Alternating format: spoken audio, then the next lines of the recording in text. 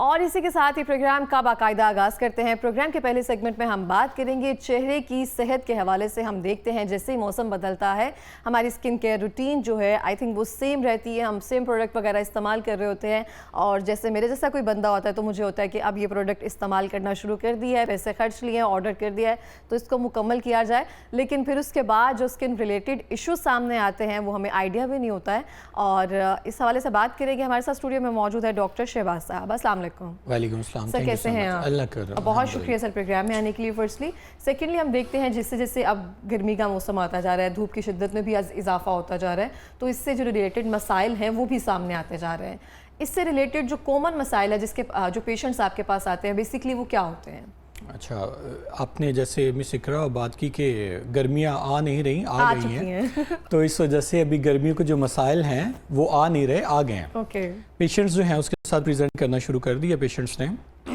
उनमें से सबसे कॉमन जो स्किन एलर्जी है जो कि सन रिलेटेड है उसको PMLE के नाम से देखा जाता है, जिसको कहा जाता है पॉलीमॉर्फिक लाइट इरप्शन।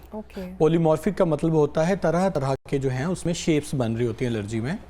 और लाइट इरप्शन का मतलब कि वो सन रिलेटेड है, सन की जो लाइट है UVA और UVB उसकी वजह से वो हो रही है। उसमें हमारे जो एक्सपोज पार्ट्स होते हैं जैसे फेस हो गया, हाथ हो गया, पाँव हो गया, वहाँ पे छोटे छोटे से बम्प्स बन रहे होते हैं जो कि इची होते हैं और जिनकी वजह से हमें पेन और जो है रेडनेस होना शुरू हो जाती है। हम तो 2 मिनट के लिए निकले बाहर और हमें खारिश शुरू हो गई और वो बम्प्स बन गए। इसको PMLE कहते हैं। जो ये बीमारी है वैसे तो सर्दियों में भी चलती है, जैसे हम लोग हीटर के पास बैठते हैं उस वक्त भी होती है, धूप में निकलते हैं उस वक्त भी होती है, सुइयाँ भी चुभ सकती हैं। लेकिन ये जो गर्मियाँ हैं इसमें चूँकि सनलाइट की शिद्दत ज़्यादा हो जाती है इस वजह से ये ज़्यादा इसमें हमें इसका मसला होता है। तो इसके लिए सबसे पहले तो ये है कि सन की लाइट में जाने से अवॉइड किया जाए। जो पीक आवर्स होते हैं जैसे फॉर एग्ज़ाम्पल 10 बजे से लेके शाम असर के वक्त तक, उस वक्त तक कोशिश करें जो आपकी जितनी एक्टिविटीज़ हैं वो इंडोर हों, या आपका अगर कोई ऐसा काम है जो कि दुकान वाला है या शॉप वाला है तो वो वहीं पे करें, ऑफिस में करें। बाकी अगर कोई बंदा जो है जिसका जो रोड पे कोई काम है, बाहर कोई काम है, तो उसको चाहिए कि एक तो वो मुफलर यूज़ करे फेस पे, दूसरा उसके अलावा सन ब्लॉक लगाए। और अगर ये आपको मसला हो रहा है तो इसके लिए बड़ा आसान सा तरीका होता है कि एक रिजिक्स की गोली आती है, वो रात को रोज़ाना ले लें। वो कोई आप 10 से 15 दिन लेंगे तो आपका 1 आध महीना अच्छा गुजर जाएगा, फिर आपको मज़ीद वो 10-15 दिन और लेनी पड़ेगी। इस तरह ये आपने पूरा सीज़न जो है कोई 2-2 हफ्ते के गैप से अच्छा, 2-2 हफ्ते सीजन हम ले सकते हैं टैबलेट जो होती है? जी ले सकते हैं, अनलेस आपको कोई अंडरलाइंग हेल्थ इशू ना हो तब आप कोई भी एलर्जी की गोली ले सकते हैं। एक तो इससे रात को नींद भी अच्छी आती है, दूसरा ये कि 24 आवर्स के लिए आपको कवर करते हैं, उससे बचाते हैं ये जो सनलाइट होती है। फिर इसके अलावा सन ब्लॉक्स जो हैं वो भी अप्लाई किया जा सकता है। लेकिन मसला ये है कि हमारा जो मेजर चंक है जो कि रोड्स पे काम करता है या बाहर काम करते हैं वो ज़्यादातर अफोर्डिंग नहीं होता, तो वो इस वजह से उनके लिए सबसे आसान हल होता है कि वो फेस पे मुफलर लपेट लें, या अगर बाइक चलानी है तो मुफलर लपेट के ऊपर जो है हेलमेट इस्तेमाल कर लें। उससे ये PMLE वगैरह के इशू से बचा जा सकता है। हाथों पे कॉटन के ग्लव्स पहन लें। ये एक हो गया PMLE। दूसरा है जो बहुत कॉमन है दैट इज़ टैनिंग। टैनिंग जो होती है वो पर्पसफुल होती है आमतौर पे। ज़्यादातर लोग जो है टैनिंग बेड्स वगैरह यूज़ करते हैं जिनका बहुत ज़्यादा फेयर कलर होता है कि जो सन टैनिंग होती है वो एक्सपोज पार्ट्स पे आती है, हाथों पे आ गया, बाजुओं पे आ गया, फेस पे, नेक पे, इवन के बैक पे, शोल्डर्स वगैरह पे।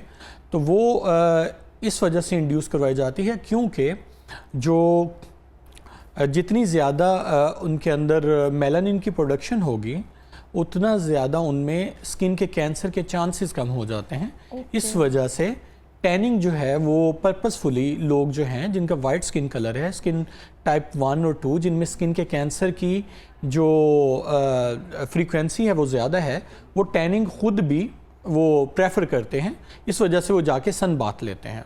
मुझे तो नहीं लगता पाकिस्तान में कोई लेता होगा इस तरह से। पाकिस्तान में तो हम लोग बचते हैं, हम लोगों को असल में इसका मकसद भी नहीं पता।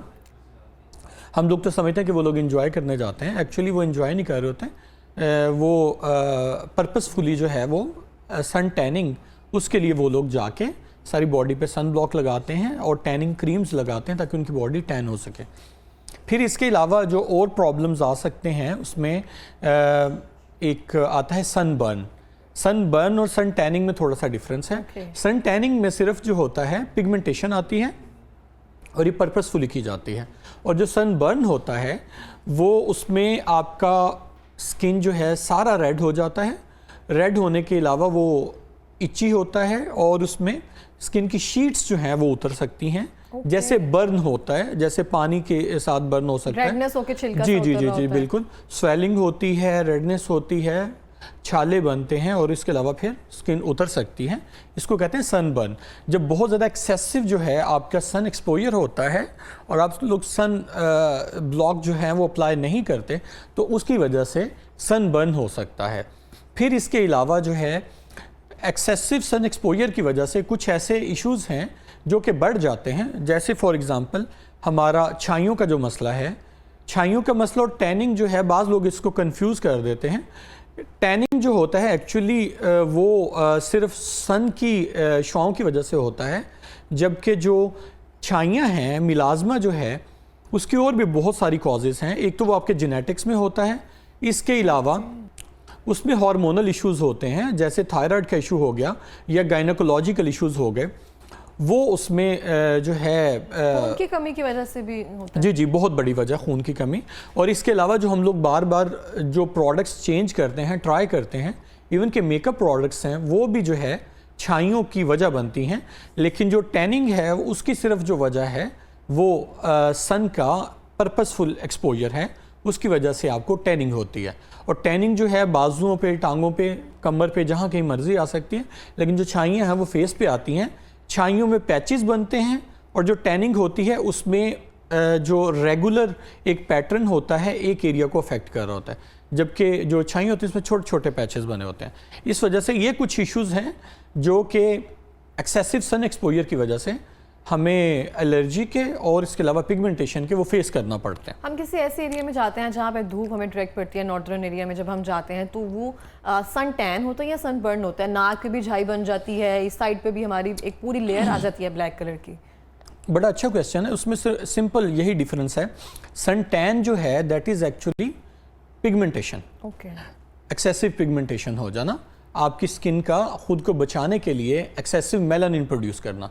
सनबर्न जो है, अगर वहाँ पे आपको छाले बन गए हैं, रेड हो गया है और आपकी स्किन उतर रही है तो वो सनबर्न होगा। बाज़ लोगों की स्किन बहुत ज़्यादा सेंसिटिव होती है, उस सन एक्सपोजर को बियर नहीं कर पाते, और बाज़ लोगों की स्किन जो होती है बड़ी ढीठ होती है, वो जैसे सन में जाए तो उनको कुछ नहीं होता, उनकी हल्की फुल्की टैनिंग होती है।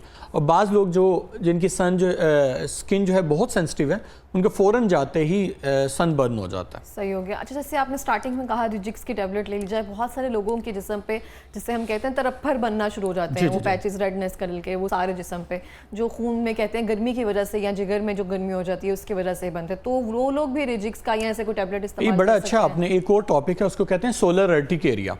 अर्टिकेरिया आमतौर पे कहते हैं धप्पड़ बनने को, जिसको हाइव्स भी कहते हैं।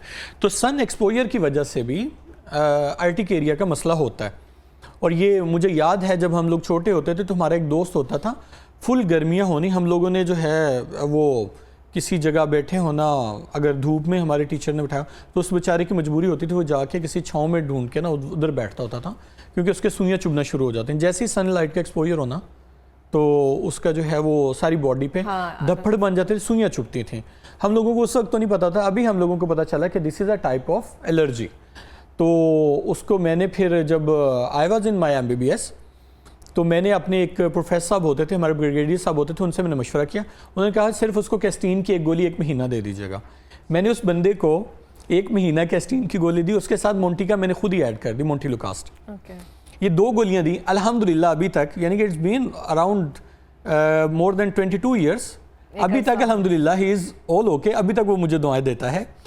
तो ये छोटे छोटे से प्रॉब्लम्स होते हैं, हम लोग असल में डिटेक्ट नहीं कर पाते या रिलेटेड बंदे के जी और रिलेटेड बंदे के पास नहीं जाते। वो बेचारे की सारी, यानी कि देखें मैट्रिक, FSC, उसकी सारी बड़ी बुरी गुजरी। जब I was in my 3rd year तब जाके मैंने उसको वो मशवरा दिया, अल्हम्दुलिल्लाह अभी तक वो ही इज़ ऑल ओके।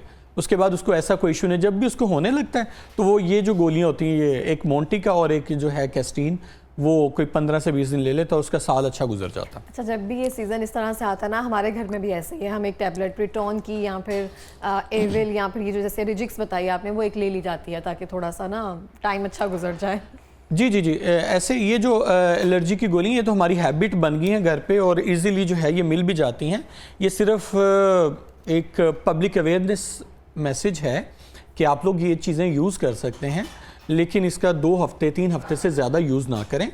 और अगर आपका ये मसला नहीं ठीक हो रहा तो फिर आपको चाहिए कि रिलेटेड जो बंदा है उसके साथ कंसल्ट कर लें।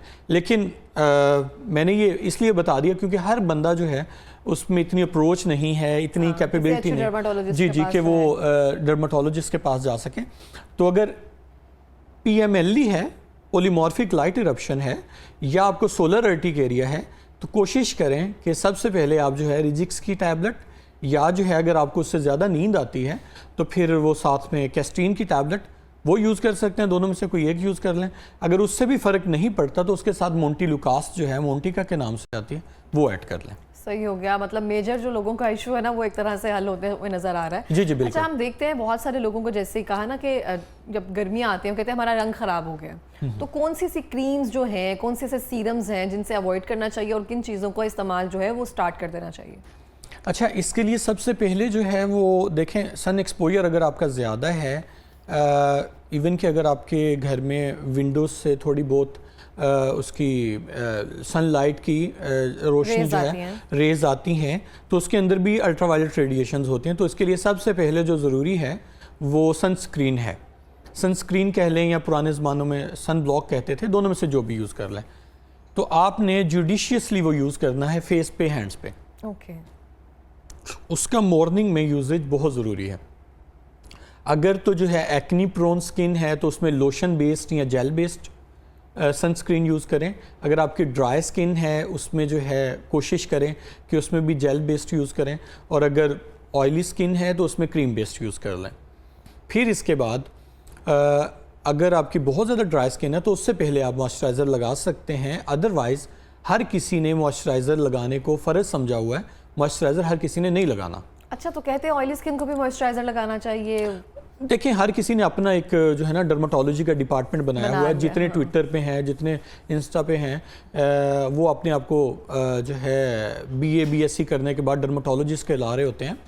कोई एक आध बुक पढ़ने के बाद या कोई एक दो जो है यूट्यूब के वो लेक्चर सुनने के बाद इसकी जो है ना अंडरलाइंग वो आप जो नेचुरल हमारी स्किन की फिजियोलॉजी है वो समझें। जब हमारी स्किन खुद वो एक्सेसिव ऑयल प्रोड्यूस कर रही है, मॉइस्चराइज खुद कर रही है, तो उसके साथ हमको छेड़छाड़ करने की ज़रूरत नहीं है। हम फिर उसको एक्सेसिव जो है ऑयल की प्रोडक्शन को ख़त्म करने के लिए एक तरफ से हम लोग सैलिसिलिक एसिड यूज़ कर रहे होते हैं कि हमारा एक्सेस जो सीबम है, हम बहुत ज़्यादा कर जी जी जी, एक तरफ हम लोग वो कर रहे होते हैं, साथ में हम लोग फिर आर्टिफिशियली जो है प्रोड्यूस ऊपर से मॉइस्चराइज़र भी लगा रहे होते हैं। तो वो आपकी स्किन की कंडीशन के हिसाब से है, वेदर यू नीड इट और नॉट। मॉइस्चराइज़र जो है आम तौर पे गर्मियों में that is not required at all. आपके फेस पे जो स्वेट ग्लैंड्स हैं उसकी कंसंट्रेशन जो है बहुत ज़्यादा है, आपकी स्कैल्प पे बहुत ज़्यादा है। तो इस मौसम में वो खुद ही जो स्वेट और इसके अलावा जो सीबम है वो प्रोड्यूस कर रहे होते हैं, तो आपको मॉइस्चराइज़र की ज़रूरत नहीं होती। उसमें सन ब्लॉक यूज़ करें, फेस वॉश यूज़ करें। फेस वॉश भी आपने देखना है कि you need a oil controlling face wash या आपको कोई जेंटल की ज़रूरत है। जेंटल क्लींजर भी यूज़ कर सकते हैं और ऑयल कंट्रोल भी कर सकते हैं। बहुत ज़्यादा एक्सेसिव है, एक्नी होना शुरू हो गया, फिर आप ऑयल कंट्रोल की तरफ जाएंगे, अदरवाइज आप कोई जेंटल क्लींजर यूज़ करेंगे। सही हो गया। हम देखते हैं बहुत सारे लोग कहते हैं कि जिस सन ब्लॉक में व्हाइट कास्ट होता है वो अच्छा नहीं होता, लेकिन अभी रिसेंटली मेरे पास एक डॉक्टर ही आए थे, वो कह रहे थे जिसमें व्हाइट कास्ट होता है वो अच्छा होता है। वो कोई रीज़न भी उन्होंने बताई थी, तो आप मुझे बता सकते हैं कि हम लोग अवॉइड करते हैं? व्हाइट कास्ट वाले जो सन ब्लॉक्स होते हैं उनके अंदर होता है जिंक ऑक्साइड। जिंक ऑक्साइड जो है वो एंटी इन्फ्लेमेटरी भी है, वो देखें पिगमेंटेशन को भी रोकेगा और फिर आपके इन्फेक्शंस को भी रोकेगा। जब एंटी इन्फ्लेमेटरी है तो बैक्टीरियल ओवरग्रोथ, फंगल ओवरग्रोथ, सारों को वो रोकेगा, बहुत अच्छा होता है। लेकिन आजकल उसकी जो रीसेंट फॉर्म्स आ रही हैं उसको कहते हैं माइक्रोनाइज्ड जिंक ऑक्साइड। जो माइक्रोनाइज्ड जिंक ऑक्साइड है आमतौर पे उसकी कंसंट्रेशन इतनी लो की जाती है कि उसका वाइट कास्ट नहीं नज़र आता। लेकिन अगर बहुत ज़्यादा सेंसिटिव स्किन है, जैसे हमने कहा कि जो सन बर्न हो गया या जो पॉलीमॉर्फिक लाइट इरप्शन है, तो उसमें आपको जिंक ऑक्साइड की कंसंट्रेशन जिसमें ज़्यादा होगी वो वाला अप्लाई करना पड़ता है। जैसे बेबी रैश क्रीम है, उसमें 20% तक जिंक ऑक्साइड होता है। तो हम बाज़ लोगों को वो अप्लाई करने के लिए कहते हैं, जैसे ब्रायन लारा होता था या ये गेल होता था, वो पूरा अपना चेहरा जो है ना वाइट करके आते थे जब भी उन्होंने ये सनी डेज में खेलना होता था। अभी मैं देखती हूँ हॉर्स राइडिंग बहुत सारे लोग जो करते हैं, वो अंडर आई जो है वाइट कलर का वो पूरा उनके पैच लगा, वो असल में एक्सेसिव अगर आपको उससे सन एलर्जी है तब आप अप्लाई कर लें, वगरना ज़रूरी नहीं है कि आपने वाइट कास्ट वाला ही लेना है। वाइट कास्ट के बगैर वाले भी अवेलेबल हैं, उसमें जिंक ऑक्साइड, टाइटेनियम डाइऑक्साइड दोनों अवेलेबल होते हैं। ये दोनों नेचुरल सनस्क्रीन्स हैं, आप इनको यूज़ कर सकते हैं। ठीक हो गया। अच्छा, एक सवाल मेरा ये है, जब आप आए तो मैंने आपसे पूछा कि आजकल सीरम्स जो हैं वो मैं ये वाला यूज़ कर रही हूँ, तो आप देखा ये सीरम्स का मौसम नहीं है, उसके बारे में अगर आप थोड़ी गाइडलाइन दे देना, क्योंकि हम लोगों को बिल्कुल नहीं पता है, हम उसी चीज़ को लेकर चल रहे होते हैं। अच्छा, बाद सीरम्स जो होते हैं ख़ासतौर पे विटामिन सी कंटेनिंग सीरम्स जो हैं, उसमें हम लोगों ने अपनी प्रैक्टिस में ये देखा कि जो है ना इस मौसम में आके उनसे बहुत ज़्यादा एक्नी होना शुरू हो जाती है। तो कोई भी सीरम जो है वो आपने देखना है कि उसका ऑयल कंटेंट कितना ज़्यादा है। अगर तो उसका ऑयल कंटेंट ज़्यादा है, दैट मीन्स कि वो आपकी स्किन को उतना ज़्यादा आपके पोर्स को क्लॉग करेगा। जितना ज़्यादा वो क्लॉग करेगा तो क्या होगा, आपके जो सीबम है उसको बाहर निकलने का पैसेज कम मिलेगा और अल्टीमेटली आपको दाने निकलना शुरू हो जाएंगे। जैसे आपने कहा कि मुझे 2 दाने निकल आए, 3 दाने निकल आए, तो इसका मतलब ये है कि ये जो मौसम है इसमें आपने सीरम्स वगैरह को अवॉइड करना है और ऐसा सीरम यूज़ कर सकते हैं जो कि ऑयल कंटेंट उसमें कम हो और वाटर बेस्ड ज़्यादा हो, या जैसे मैंने कहा जेल बेस्ड हो, वो आप यूज़ कर सकते हैं। लेकिन क्रीम्स इस मौसम में ज़रा इफेक्टिव होती हैं, क्रीम्स आप लोग इजीली यूज़ कर सकते हैं। और छोटे छोटे मिथ्स हैं जो हमें पता नहीं है और उसके बाद हम अपनी स्किन को ख़राब कर लेते हैं, फिर हम कहते हैं ये प्रोडक्ट हम यूज़ ही नहीं करते हैं, हालांकि हमें पता होता है कि सीज़न टू सीज़न चीज़ें वेरी करती हैं, सीज़न के हिसाब से, इमोशनल स्ट्रेस के हिसाब से, फिर इसके अलावा जो है आपकी रूटीन के हिसाब से। फॉर एग्ज़ाम्पल, एक जगह हमने शादी पे जाना है, उस दिन हमें पता है कि हमने 8 से 10 घंटे मेकअप वियर करना है, उस दिन की आपकी रूटीन डिफरेंट होगी। अगर आपने जो है एक जगह जाना है, जैसे फॉर एग्ज़ाम्पल स्विमिंग के लिए जाना है, उस दिन की आपकी रूटीन बिल्कुल डिफरेंट होगी। तो ओकेजन के हिसाब से, इमोशनल स्ट्रेस के हिसाब से, मौसम के यानी कि एनवायरनमेंटल फैक्टर्स के हिसाब से आपकी जो डेली रूटीन होती है वो थोड़ी बहुत वेरी कर सकती है। ठीक हो गया। Thank you so much doctor Shahbaz programme में आने के लिए और हमेशा की तरह इतना इन्फॉर्मेटिव प्रोग्राम देने के लिए। और